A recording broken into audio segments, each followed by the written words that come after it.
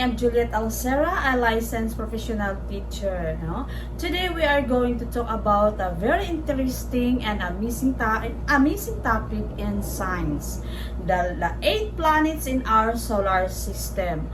Our solar system is a huge and fascinating place. It includes the sun, 8 planets, moons, asteroids, comets, and many other objects and space. No, the sun is at the center, and the 8 planets, no, travel around the sun and paths called orbits. No, are you ready to explore the solar system with me? Okay, let's begin our exciting journey through space. So guys, listen carefully dahil this video is a very interesting and informative content. This video is about 8 planets, and for sa elementary is for grade 3, no? For grade 3, grade 4, and grade 5, no? So number 1, Mercury. The first planet from the sun is Mercury. Mercury is the smallest planet in our solar system and the planet's closest, planet closest to the sun. So ang Mercury pala ay siyang pinakamalapit sa araw, no? Because Mercury is very close to the sun, and surface can become extremely hot during the day, no? However, because it has a very thin atmosphere, temperature can become very cold at night, no? So mamaya na natin ipaliwanag, basahin lang muna natin yung meaning, so saka na natin ipaliwanag. So pag elementary teacher, multi-language. From kinder to grade 3, multi-language yan. Ang sinasabing multi-language, kung saan ka bang region, halimbawa nasa Visayas ako, Samar, ang sinasabing multi-language, kung waray o kaya Tagalog, English. 3 language ang gagamitin mo sa mga elementary, sa mga pupils, no? Lalo sa mga elementary from preschool to kinder, multi-language ang kailangan mong gamitin, kasi merong mga bata na hindi nakakaintindi sa Tagalog, hindi rin nakakaintindi. Meron ding mga bata na hindi gaanong masyadong nakakaintindi sa English, or meron ding mga bata na magaling sa English, hindi sila nakakaintindi sa lengguwahe nila kung saang lugar sila nanggaling. So yun, no? So ang Mercury daw ay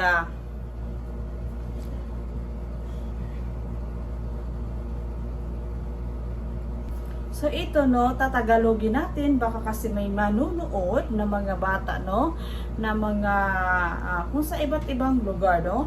Mercury, kung sa Tagalog ay Mercurio, no. Ang Mercury ang unang planeta mula sa araw. Ito ang pinakamaliit na planeta sa ating solar system, at siya rin ang pinakamalapit sa araw.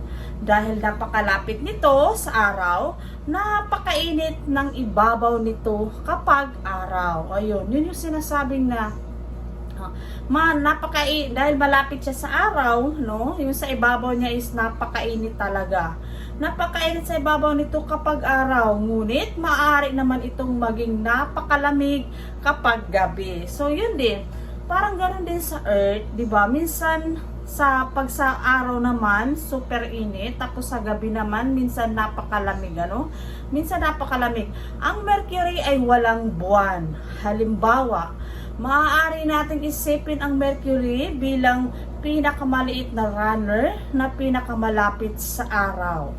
Mabilis din itong umikot sa paligid ng araw kumpara sa ibang planeta. Kumbaga sa mga runner, yung mga atletang tumatakbo, mas mabilis ito sila, no? Mas mabilis sila kung tumakbo, no?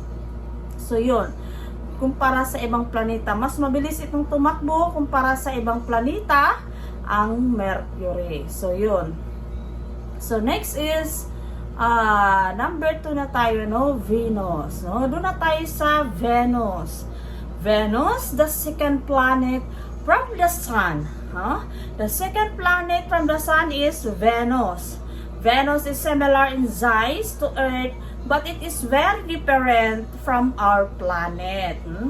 Venus is the hottest planet in the solar system because it has a thick atmosphere, no?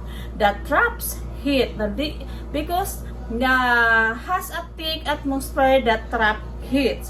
Venus is also covered by the clouds, no? Venus does not have any moons. Ang Venus pala ay walang buwan, no? Walang buwan. Like for example, imagine stepping inside a very hot greenhouse. Imagine mo daw na pumasok ka sa greenhouse, no? Yung greenhouse, alam niyo yung greenhouse, yung parang kubo-kubo na maraming nakapalibot na mga berdeng halaman, no? Where heat gets trapped, no? That is similar to what happens on Venus because its thick atmosphere traps a lot of heat, no? So ang Venus daw is ang Venus ay ikalawang planeta mula sa araw, no? Magkalapit ang laki ng Venus at Earth, pero magkaiba sila sa maraming paraan, no? Ang Venus ang pinakamainit na planeta sa ating solar kasi the hottest planet, no? Pinakamainit na planeta, no? Ang Venus ang pinakamainit na planeta sa ating solar system. Meron itong makapal na atmosphere o atmosfera na kumukulong sa init. Kaya napakataas ang temperatura nito. Ang Venus ay walang buwan. Halimbawa, no, isipin ninyo na nasa loob kayo ng isang napakainit na greenhouse, no? Kung saan hindi madaling makalabas ang init, no? So ako isipin ko nasa ilalim talaga ako ng tunnel. Alam niyo yung tunnel na wala talagang singawan. Tapos napakainit, walang hangin na pumasok tapos walang singawan. Imagine niyo, super init. Yung sobrang init na wala kayong malanghap na hangin na mamatay ang isang tao, no? So yun yung halimbawa na imagine kapag kayo nakapasok sa isang greenhouse na walang singawan, nararamdaman nyo ang sobrang init, di ba? Pumasok kayo sa isang tunnel sa mainit na walang hangin na makapasok at walang singawan, imagine nyo, super init. Ayan ang sinasabing the hottest planet, no? The hottest planet in our solar system is Venus, no? So kahit na dito pumasok kayo sa inyong kwarto kahit may singawan yan, nararamdaman nyo agad yung init. Lalo na kaya kung walang singawan, di ba? Kaya yun nasasabi yun, the hottest planet in our solar system is Venus. Halimbawa, no? Kapag pumunta kayo sa isang lugar, no? Sa isang bahay na walang singawan, mai-imagine nyo agad kung anong planeta ang mainit, no? So, naiisip nyo ang Venus. So, yun. Okay? So, yun. Oh, okay. Tapos na tayo sa number 3, Venus, no? Venus na. So, number 3 is Earth. Doon naman tayo sa Earth. Ayan. Pasensya na kayo, sobrang maingay dito kasi kapitbahay namin. Diyos ko. Hindi na lang ako mag-talk, no? Number 3 is about the planet.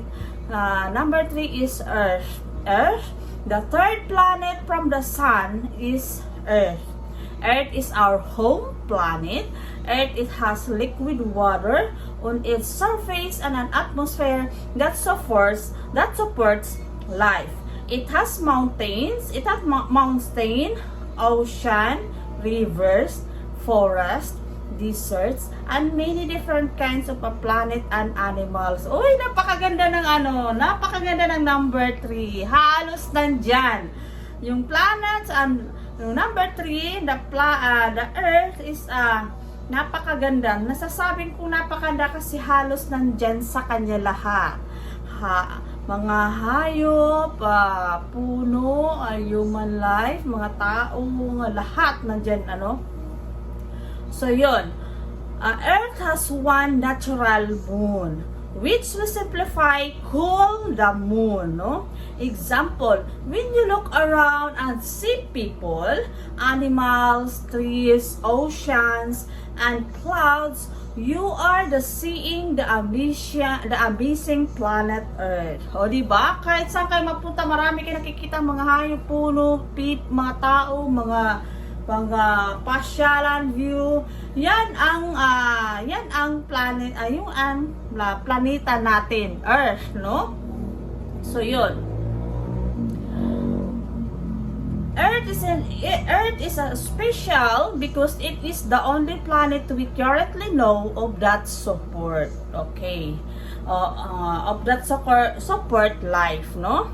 So, ang Earth daw talaga ay napakaganda nga naman dahil halos nasa kanya lahat. Nandyan ang tubig, lupa, may yamang dagat, yamang lupa, ano? Mga animals, hayop ay nandyan, no? Yes. Napakaganda, ang ganda talaga ng Earth. Ang Earth, daigdig, ang ikatlong planeta mula sa araw, no?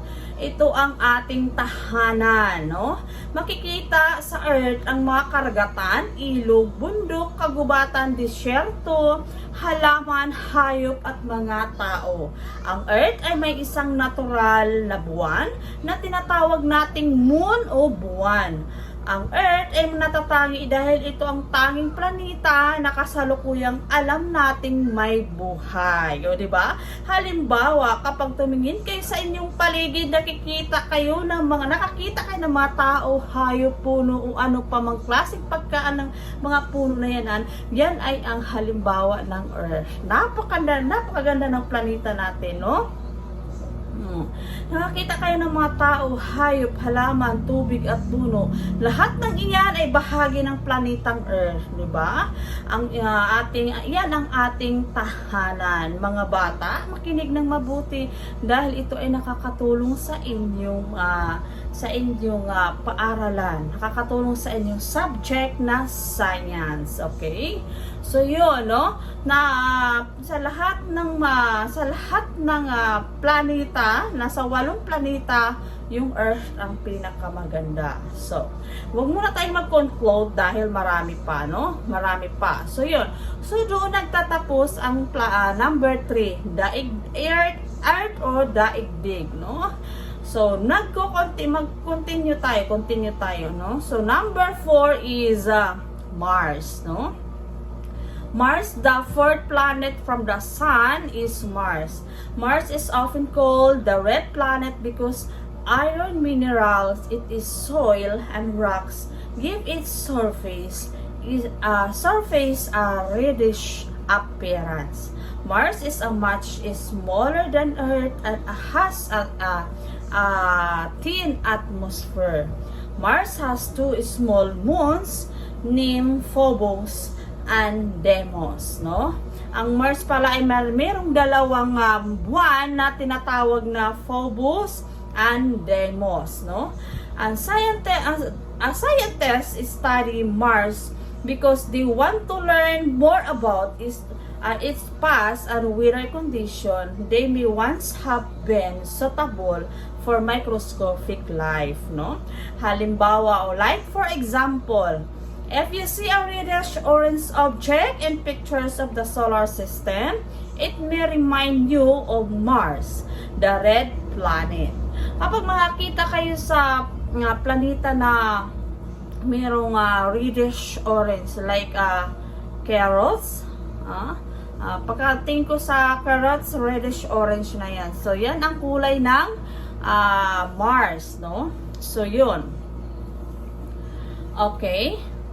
So, yun yung planets number 4. Mars. Ang ganda ng pinto ng Mars na yun. Meron pala siyang 2 moon na nagngalan ng Phobos and Deimos. Ang ganda. So dito, papaliwanag natin ano? So papaliwanag natin upang maintindihan. Mas magandang maintindihan ng mga bata na himay-himay natin, no?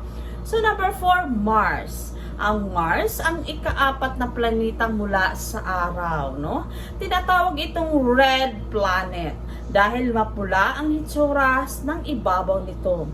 Ang kulay nito ay dahil sa mga mineral na may iron o bakal sa lupa at bato nito. Mas maliit ang Mars kaysa Earth at manipis ang atmosphere nito, no? Meron itong dalawang maliit na buwan na tinatawag na Phobos and Deimos. Pinag-aralan ng mga scientist ang Mars upang mas malaman ang tungkol sa kasaysayan nito kung maaaring magkaroon ng mga kondisyon mula na ng angkop para sa napakasimpleng uri ng buhay. O, di ba? Ang ganda ng Mars, ano? Maliit lang siya, maliit siya sa Earth pero merong dalawang buwan, no? Mga bata, tandaan nyo yung dalawang buwan ng Mars. Halimbawa, kapag nakakita kayo ng planetang kulay pula o reddish-orange, pula o reddish-orange sa mga larawang solar na system, maaari ninyong itong maalala bilang Mars, ang red planet. O, diba? Ang Mars ng red planet. Ayan. So, yun yung paliwanag ng Mars. So, continue na tayo dun sa number 5, no? Number 5 is Jupiter, ano? Planets number 5, Jupiter. The 5th planet from the Sun is Jupiter. Jupiter is the largest planet in our solar system. Oh, yan. Number 5, pinakamalaking planeta sa ating solar, no? It is a gas giant, which means it is made mostly of gases rather than having a solid surface like Earth, no? Jupiter is famous for the Great Red Spot, a huge storm that has lasted for a very long time, no? Jupiter also has many moons. Yeah, marami palang buwan ang Jupiter. Like for example, imagine comparing a basketball with a small marble, no? Jupiter is like the giant basketball while the smaller planets are more like our marbles. Yung ano guys, yung Jack in Stone, 'di ba yung pinaka-mother ng Jack in Stone is merong malaking bola. Tapos yung mga yung anak ng ano, yun yung pinaka-marbles, no? Yun yung buwan ng Jupiter, no? So yung Jupiter ang pinaka-mother, tapos merong anak na mga buwan na maliliit na like a marbles. O, 'di ba? So, Jupiter is like a giant, this is help us remember that Jupiter is the largest planet. Remember, number 5, Jupiter is the largest planet in our solar system. So, yun guys, no? So, continue tayo, no? Gagamitan natin ang paliwanag ng Tagalog. So, pasensya na kayo kasi hindi ako fluent magsalita ng English. Kaya dinadaan ko sa inyo. Taglish lang, Taglish, no? So, Taglish. So, guys, yun na yun. So, Jupiter is the largest planet in our solar system. Ayan. Okay. Jupiter. Okay. Ang Jupiter, ang ika-5 planeta mula sa araw. Ito ang pinakamalaking planeta sa ating solar system. Ang Jupiter ay tinatawag na gas giant dahil karamihan sa binubuo nito ay ang mga gas at wala itong solidong ibabaw na katulad ng Earth, no? Kilala rin ng Jupiter sa Great Red Spot. Red Spot. Isang napakalaking bagyo sa atmosphere nito. Marami ring buwan ang Jupiter. Halimbawa, isipin ninyo ang isang basketball at isang maliliit na marble, no? Kung baga sa isang basketball, isang coach, tapos isang grupo ng mga player. 'Yon. Ang Jupiter ay parang napakalaking basketball dahil napakalaki nito kumpara sa ibang planeta. Ay mas malaki din pala itong Jupiter. Akala ko yung Mars, no? Okay. So yun. So ang ano pala, ang Jupiter ay mayroong isang kumbaga sa isang grupo ng basketball. Yung mga grupo na mga 1 to 5, isang team, ay yun ay tinatawag ng marbles, no? So, meron silang pinakamother, yung pinakamalaki yun, yung Jupiter. So, yun. Next is number 6, no? So, number 6 na tayo, guys. Lapit-lapit na. Number 6 is Uranus, no? Uranus ba yun? No. Sorry guys, nagkamali ako. Saturn, ho? Sabi ng anak ko, Saturn, no? Number 6, Saturn. The 6th planet from the Sun is Saturn. Saturn is another gas giant at is famous for its beautiful rings, no? Its rings are made mostly of pieces of ice, no? Ice, rock, and dust. Saturn is also very large and has many moons, no? Malaki din pala ito at maraming buwan. Example, Saturn can remind us of a giant ball surrounded by a beautiful ring system. If you see a picture of a planet with a very noticeable rings, it is probably Saturn, no? So yun. Ang Saturn ay merong